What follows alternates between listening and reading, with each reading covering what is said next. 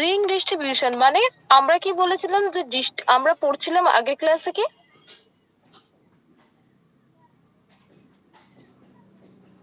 কি পড়ছিলাম আগের ক্লাসে?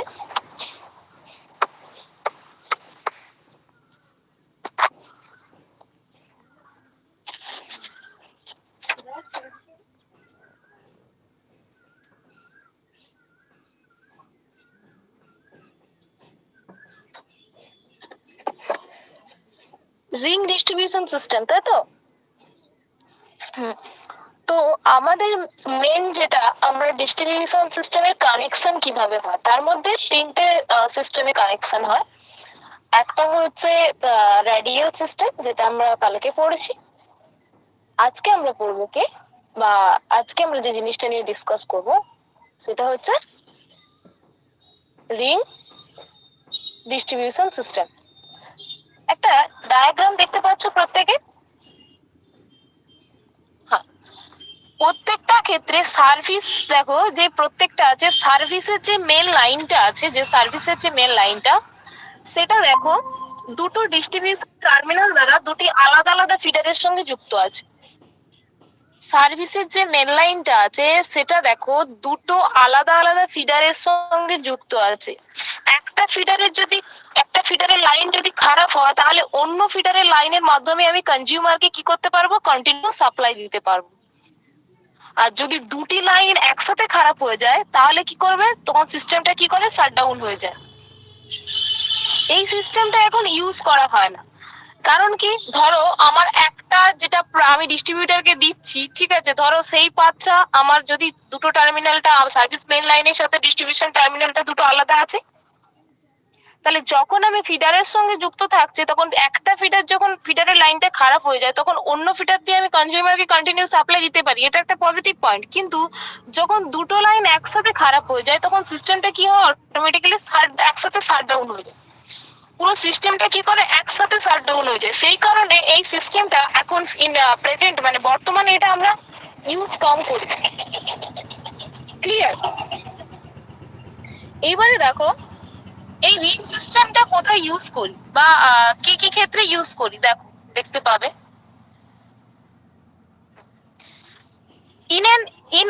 In an electrical power distribution system, a ring main unit is a factory assembled metal enclosed ring time distribution network. In this type of network, switch gear is used medium voltage power distribution. তাহলে আমরা এটা medium voltage পাওয়ার ডিস্ট্রিবিউশনের ক্ষেত্রে use করতে পারি। কত থেকে কত volt না, 7200 ভোল্ট থেকে 36000 ভোল্ট। ক্লিয়ার? এইবারে দেখো এই যে রিং মেন ডিস্ট্রিবিউশন সিস্টেমটা, এইটা হচ্ছে তার একটা মেন পার্ট। এইবারে দেখো আরেকটা জিনিস আছে, সেটা হচ্ছে ইন্টারকানেক্টেড বা আর গ্রিড ডিস্ট্রিবিউশন সিস্টেম। ইন্টারকানেক্টেড এবং গ্রিড ডিস্ট্রিবিউশন সিস্টেমটা কি?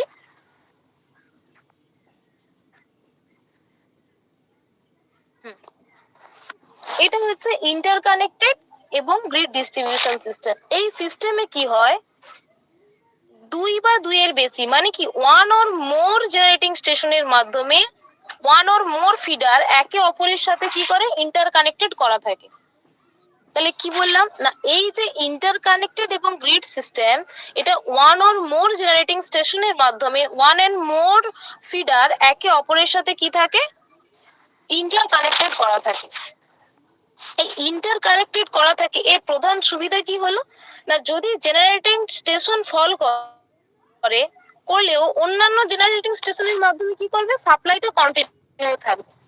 ধরো আমি একটা জেনারেটিং স্টেশনের সঙ্গে আরেকটা বললাম কি, একাধিক জেনারেটিং স্টেশন কানেক্টেড করা থাকে, তো একটা জেনারেটিং স্টেশনের যদি ফল্ট হয়, অন্য জেনারেটিং স্টেশন থেকে আমি কি পাবো, জেনারেটিং স্টেশন থেকে আমি পাওয়ারটা পাবো, মানে সাপ্লাইটা কন্টিনিউ থাকবে। সেই জন্য এই সিস্টেমটাকে গ্রিড সিস্টেম বলা হয়। ইন প্রেজেন্ট আমরা এই সিস্টেমটাকে ইউজ করছি প্রচুর। দেখো প্রথমে একটা গ্রিড আছে, গ্রিড মানে চারটে, দেখো একটা বর্গক্ষেত্র স্কোয়ার আছে। একদিকে আছে দেখো ডিস্ট্রিবিউশন ট্রান্সফরমার, ডিস্ট্রিবিউটর মানে কি একটা গ্রিডের মাধ্যমে চারটা দিকে যোগ হয়ে আছে। কি বললাম বুঝতে পেরেছো? এটা হচ্ছে ইন্টারকানেক্টেড সিস্টেম এবং গ্রিড সিস্টেম। এইবারে দেখো, এটা হচ্ছে আমাদের ডিস্ট্রিবিউশন সিস্টেমের কিভাবে কানেকশন করা হয়। এইবারে সাবস্টেশনের কিছু পার্ট জানতে হলে, প্রথমত আমরা সাবস্টেশন যে পড়াচ্ছি তার যে কিছু পার্ট জানতে হলে তার মধ্যে কিছু কিছু এফেক্ট আছে। Corona effect, skin effect, proximity effect, Ferranti effect, কিছু এফেক্ট আছে। আর কি সাবস্টেশনের কিছু কিছু ভাগ আছে। কেন সাবস্টেশনে আমরা উম পাথর ব্যবহার করি, বা আইসোলেটর কেন ইউজ করি, বা বাসবার কি, এরকম বিভিন্ন ধরনের কম্পোনেন্ট নিয়ে আমাদের প্রথমত জানতে হবে সেইগুলো, যে সাবস্টেশন কি, বা সাবস্টেশনে কি হয়, বা কি কি কি কি ক্ষেত্রে এগুলো ইউজ করা হয়। ঠিক আছে, এবার দেখো, আগের দিন আমি তোমাদের বলেছিলাম যে ডিস্ট্রিবিউশন সিস্টেমের ক্ষেত্রে কিছু ইন্ডিয়ান ইলেকট্রিসিটি রুল আছে। সেই ইন্ডিয়ান ইলেকট্রিসিটি রুল গুলো কি কি সেগুলো নিয়ে একটু আমরা আলোচনা করব।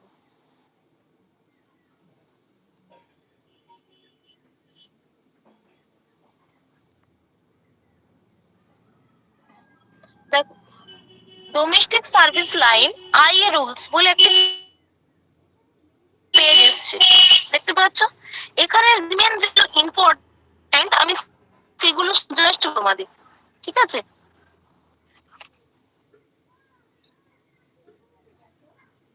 প্রথমত দেখো,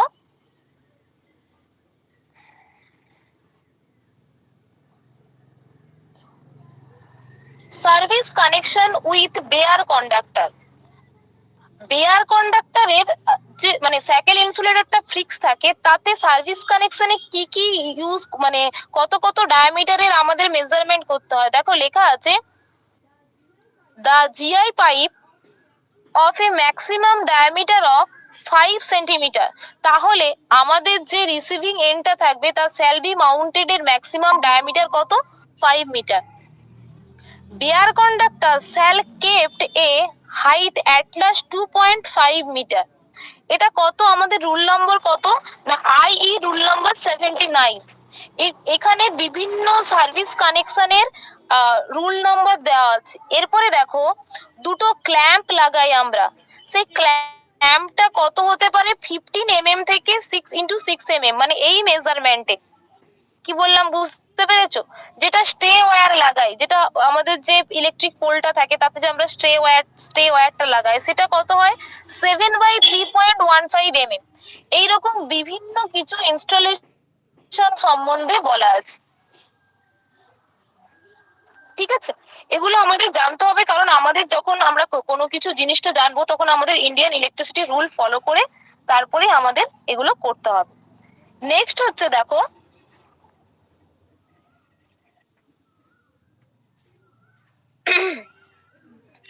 এখানে দেখো, সাপোর্টিং ওয়্যার জিআই 10-SWG বলে, দেখো এখানে সার্ভিস লাইন এবং রিং ইনসুলেটর। তারপরে দেখো এখানে লেখা আছে উডেন ক্ল্যাপ কিভাবে লাগানো হয়, দিয়ে 3টে লাইন এবং নিউট্রালের কানেকশন কিভাবে করা হয়। এইভাবে আমাদের সার্ভিস লাইন করা হয়। ক্লিয়ার? এইবারে হচ্ছে কি বাস বার কি, হোয়াট ইজ এ বাস বার। আমরা বলি, এতক্ষণ বলেছিলাম যে বাস বার, বাস বারটা কি, আমি তো বলছি মুখে যে হ্যাঁ বাস বার। তো বাস বারটার মানে বাসবার কি, বা কিভাবে তার কাজ হয়, বাসবারে বাসবার সিস্টেমটা কি।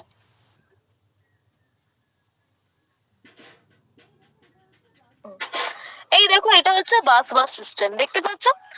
বাসবার সিস্টেম কি হয় না, ইন্ডাস্ট্রিয়াল ওয়ার্কশপ ফ্যাক্টর যেখানে, সেখানে কি হয় যে সফট ফ্লোরে কি হয়, underground cable or overhead wire cable involve the cumbersome method resulting a shock hazard. Busbar সিস্টেমটা হচ্ছে কি একটা রেফার্ড বাই বাস ওয়ে বা bus duct. Busbar should be installed হয় 2.75 মিটার। প্রত্যেকটা জিনিসে দেখো বাসবারটা কিভাবে কানেকশন করা আছে, কিভাবে প্লাগ বক্স, কিভাবে কন্ডিউট গ্ল্যান্ড এবং বাস সাপোর্ট কাম ইনসুলেটর, প্রত্যেকটা জিনিস দেখো এখানে ইন্ডিভিজুয়ালি করে দেওয়া আছে।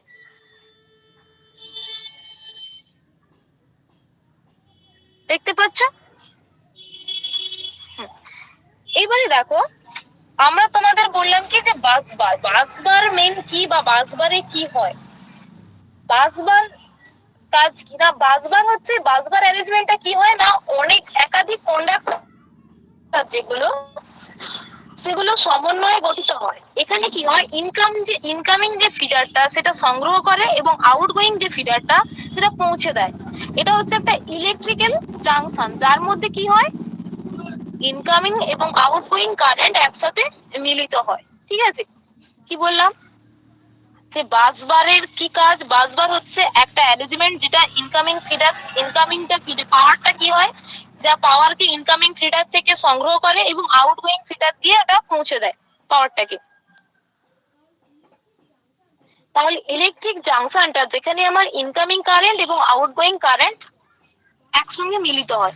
বাসবার হচ্ছে তিন ধরনের হয়, একটা হচ্ছে সিঙ্গেল বাসবার, অনেকগুলো ধরনের বাসবার হয়, যেটা আমরা তোমাদের এখানে আলোচনা করব, সিঙ্গেল বাসবার, ডবল বাসবার আর রিং বাসবার। এই বাসবারেরও প্রত্যেকটা আলাদা রকম অ্যারেঞ্জমেন্ট আছে।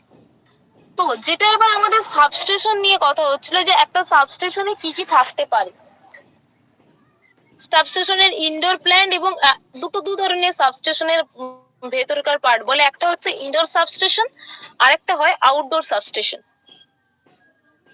তো আমরা আগে জানতে গেলে প্রথমত আমাদের জানতে হবে যে সাবস্টেশনে যেগুলো ইউজ হয় সেগুলো কেন ইউজ হয়, তারপরে আমরা সাবস্টেশনের ভেতরে সবকিছু জানবো। প্রথমত বলছি, সাবস্টেশনে আমরা কেন পাথর ব্যবহার করি, কেউ বলতে পারবে তোমাদের মধ্যে যারা আছো?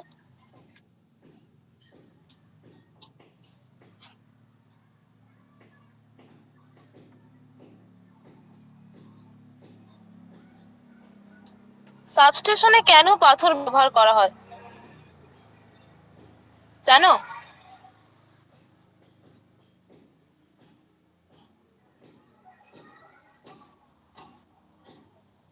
দেখো, পাথর ব্যবহার করা হয় এখানে আর্থ পোটেনশিয়াল, যেটা ইপিআর, যেটা সে ইপিআরটা কি হয়, টাচ পোটেনশিয়াল এবং স্টেপ পোটেনশিয়ালের লিমিট কমানো যায় এই পাথর ব্যবহার করে।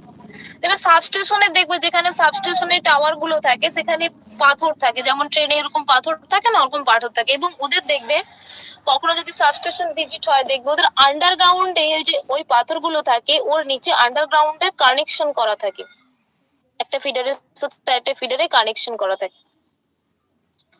তো সেক্ষেত্রে কি হয়, সাবস্টেশনের আর্থ পোটেনশিয়াল, যেটা মানে ইপিআর বলা হয়, সেটা কি হয়, টাচ পোটেনশিয়াল এবং স্টেপ পোটেনশিয়ালের লিমিট কমানোর জন্য পাথরটাকে ইউজ করা হয়। আর তাছাড়া আরেকটা কারণ আছে কি, পাথর থাকলে কি হয়, এই যে বৃষ্টি হচ্ছে, প্রাকৃতিক দুর্যোগ হচ্ছে, এই কারণে গ্রাউন্ডে মানে সাবস্টেশনে জল জমবে না, কিন্তু গ্রাউন্ডটা ঠান্ডা থাকবে। ক্লিয়ার? এবারে দেখো, আইসোলেটর ইউজ করা হয়। আইসোলেটর কি না, আইসোলেটর হচ্ছে একটা বৈদ্যুতিক সাবস্টেশনের বিভিন্ন যন্ত্রপাতি, বিশেষ করে ট্রান্সফরমারকে কি করে, নো লোড কন্ডিশন বা সামান্য লোডের অবস্থায় লাইনের হাত থেকে বিচ্ছিন্ন করার জন্য আইসোলেটর ব্যবহার করা হয়। আইসোলেটর হচ্ছে এক ধরনের সুইচ, যা অফলাইনে অপারেট করা হয়। দেখবে কোনোদিন যদি কোনো সাবস্টেশনে যাও, ঠিক আছে, তো ওখানে দেখবে এটা প্যানেল বইয়ের মতো থাকে, যেভাবে তোমাদের ড্রয়ার সিস্টেমে যে আলমারি গুলো থাকে না, ওই আলমারি গুলোর মতো প্যানেল বোর্ডের মধ্যে থাকে। ওই প্যানেল বোর্ডটা কি করে না, ওই প্যানেল বোর্ডের আইসোলেটিং যে কানেকশন গুলো, সেগুলো দেখবে এরকম অ্যারো সাইন দিয়ে করা থাকে। ঠিক আছে, শুভেন্দু বলো তো আইসোলেটরের কাজ কি, আইসোলেটর কি বা বাসবার আইসোলেটর কি? এই দুটো কোশ্চেনের মধ্যে যে কোনো একটা কোশ্চেন বল। পলাশ বলো তো আইসোলেটর কি?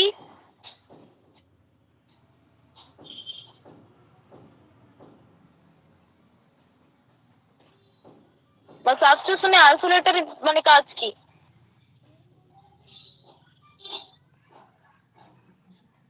সোরেন বলতে পারবে?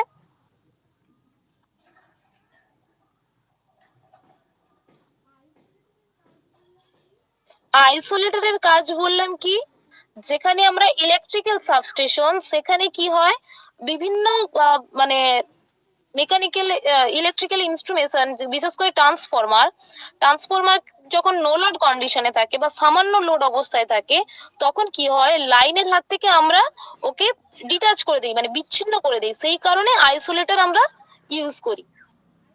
আইসোলেটর কি একটা সুইচ, যাকে কিন্তু আমরা অফলাইনে অপারেট করতে পারি। যেমন কি সার্কিট ব্রেকার আর রিলে, সার্কিট ব্রেকার এবং রিলে এগুলোও কিন্তু সাবস্টেশনে কাজ হয়।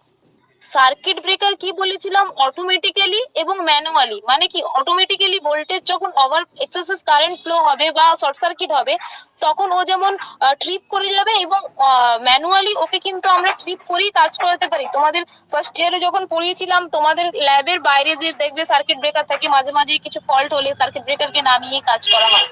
রিলে কি হয়, রিলে কিন্তু অটোমেটিক্যালি যখনই ফল্ট হবে তখনই রিলে হচ্ছে কি করে অটোমেটিক্যালি ট্রিপ করে যায়।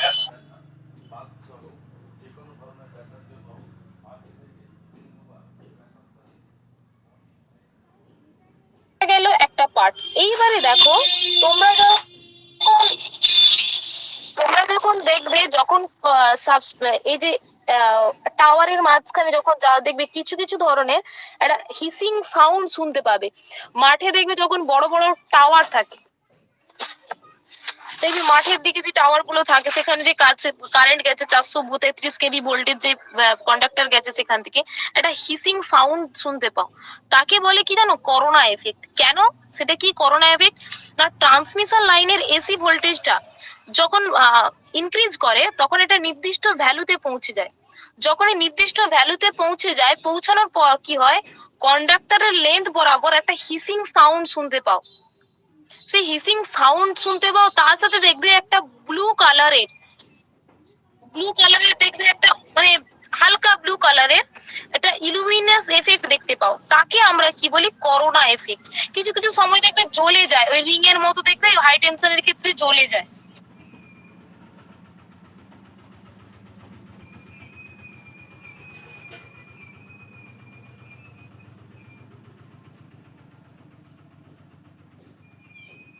ঠিক আছে, তাকে আমরা বলছি কি করোনা এফেক্ট। ওই করোনা এফেক্ট কেন বলছি, করোনা, CORONA, করোনা এফেক্ট। এই এফেক্টে কি হয় না, কন্ডাক্টরের যে ইলেকট্রোস্ট্যাটিক স্ট্রেস হয়, সেটা কি হয় 30 কিলো ভোল্ট অ্যাম্পিয়ার সেন্টিমিটার থেকে বেশি হয়, মানে ওজোন গ্যাস যুক্ত গন্ধ বের হয়। আমরা করোনাকে হ্রাস করব কি করে, বা করোনা এফেক্ট যেটা হচ্ছে, সেটা তো পাওয়ার লসের ক্ষেত্রে হচ্ছে। তো কন্ডাক্টরের সাইজ এবং পাশের যে কন্ডাক্টর এর যে মধ্যকার যে দূরত্ব, সেটা যদি আমরা বৃদ্ধি করি, তাহলে করোনাটাকে হ্রাস করা যায়। মানে কি, আমার একটা কন্ডাক্টরের সাইজ ও পাশের কন্ডাক্টরের যে ডিস্টেন্সটা, মিডল ডিস্টেন্সটা, সেটার দূরত্বটা যদি আমরা এক্সটেন্ড করি, মানে বাড়িয়ে দেই, বৃদ্ধি করি, তাহলে আমার কি হয়, এই যে করোনা এফেক্টটা হচ্ছে, সেটা আমার হ্রাস হয়। কি হবে, নেক্সট ক্লাসে আমরা প্রক্সিমিটি এফেক্ট, স্কিন এফেক্ট এবং ফেরান্টি এফেক্ট, তাও আজকে একবার বলে দিচ্ছি, নেক্সট ক্লাসে এগুলো আমি তোমাদের কাছ থেকে শুনবো যে তোমরা কিটা নিয়ে বলেছো। দেখো, স্কিন এফেক্ট কি না, স্কিন এফেক্ট কি হচ্ছে, আই স্কোয়ার আর লস হয়। আই স্কোয়ার আর মানে কি, আই মানে কি কারেন্ট, আর মানে কি রেজিস্ট্যান্স। আমরা কারেন্টকে আই দিয়ে ডিনোট করি,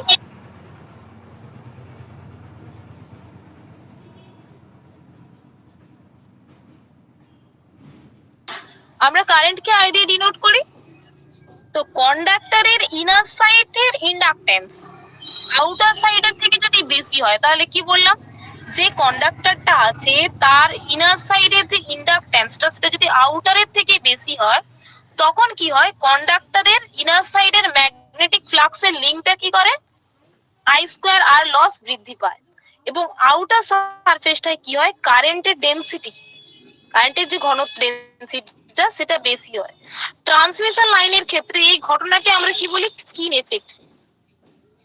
স্কিন এফেক্ট হাই এবং লো ফ্রিকোয়েন্সি লাইনের ক্ষেত্রে স্কিন এফেক্ট যথাক্রমে বেশি হয়, হাই এর ক্ষেত্রে বেশি, লো এর ক্ষেত্রে কম হয়। প্রক্সিমিটি এফেক্ট, এই এফেক্ট গুলো ট্রান্সমিশন লাইনের ক্ষেত্রে হয়। এগুলো হচ্ছে কিছু ইম্পর্টেন্ট জিনিস, ঠিক আছে। এগুলো হচ্ছে আমার ওই প্রক্সিমিটি এফেক্ট বলো, স্কিন এফেক্ট বলো, ফেরান্টি এফেক্ট বলো, এগুলো সব কিন্তু তো আমার এই যে কারেন্ট ক্যারেন্টিং কন্ডাক্টর তার যে ম্যাগনেটিক ফ্লাক্সের যে লিঙ্কেজ সেগুলো কন্ডাক্টরের মধ্যে ডিস্ট্রিবিউশনে ইউনিফর্ম হয় না। সেক্ষেত্রে কি হয়, কন্ডাক্টরের রেজিস্ট্যান্স বৃদ্ধি পায়। যখনই কন্ডাক্টরের রেজিস্ট্যান্স বৃদ্ধি পায় তাকে আমরা বলি প্রক্সিমিটি এফেক্ট। ঠিক আছে। আর ফেরান্টি এফেক্ট কি না, যেখানে লং ট্রান্সমিশন লাইন হবে সেখানে কন্ডাক্টরের ক্যাপাসিট্যান্সটা সেন্ডিং এন্ড যে ভোল্টেজ থাকে তার রিসিভিং এন্ডের ভোল্টেজের থেকে কম হয়। কি বললাম, যে ভোল্টেজটা আমি সেন্ড করছি সেটা রিসিভিং এন্ডের ভোল্টেজের থেকে যদি কম হয় তখন সেটা কি এফেক্ট হচ্ছে, ফেরান্টি এফেক্ট। এগুলো হচ্ছে সাম তার কিছু ইম্পর্টেন্ট তোমার এই সাবস্টেশনের ক্ষেত্রে ডেফিনেশন। ঠিক আছে। এইবার প্রথমত সাবস্টেশন জানতে গেলে, প্রথমত সাবস্টেশন কি আমরা মোটামুটি ভাবে এর আগে একবার বলেছিলাম। তো সাবস্টেশন জানতে গেলে ফিডার তো প্রথমেই জানতে হবে। ফিডার হচ্ছে কি না, সাবস্টেশন থেকে এক বা একের বেশি এরিয়াতে যদি আমরা ডিস্ট্রিবিউটার পৌঁছে দিতে পারি তাকেই বলছি ফিডার। মানে ফিডার থাকে সেখান থেকে আমাদের কনজিউমার কাছে যায়। যেটা রিং মেন সিস্টেমের ক্ষেত্রে বললাম যে একটা ফিডার থেকে কিভাবে যায়, বা গ্রিড সিস্টেমের ক্ষেত্রে বললাম। ঠিক আছে। তো নেক্সট ক্লাসে যখন আমরা সাবস্টেশন করবো, এই সাবস্টেশনের ক্ষেত্রে প্রথমত আমাদের সাবস্টেশনে কিছু কিছু ইকুইপমেন্ট লাগে। মেন ইকুইপমেন্ট কি কি, সুইচ গিয়ার ইকুইপমেন্ট কি কি, এবং মেন পার্ট কি কি সাবস্টেশনে, বা ক ধরনের বাসবার আছে, সেই প্রত্যেকটা বাসবারে কিভাবে কানেকশন হয়। ঠিক আছে। তো প্রত্যেকটা ব্রাস বার এবং আইসোলেটার, বিভিন্ন ধরনের আইসোলেটার আছে ইনস্ট্রুমেশন ট্রান্সফরমার মধ্যে, কারেন্ট ট্রান্সফরমার আছে, পোটেনশিয়াল ট্রান্সফরমার আছে, বিভিন্ন ধরনের সার্কিট ব্রেকার আছে এবং রিলে আছে। তো সাবস্টেশন তো আর একটা গোটা দিনে পড়ানো শেষ হয়ে যাবে না। তো সেই কারণে বিভিন্ন ধরনের আলাদা আলাদা পার্ট আছে। তো কালকে আমি তোমাদের শুধুমাত্র ডেফিনেশন করব, যে কালকে আমি তোমাদের শুধু যে এই যে মেইন ইকুইপমেন্ট কি কি, তার মধ্যে বাসবারের যে অ্যারেঞ্জমেন্ট গুলো আছে, সিঙ্গেল বাসবার, ডবল বাসবার, এগুলো কালকে পড়ানো হবে। আর কারো কিছু কোশ্চেন থাকলে বলতে পারো।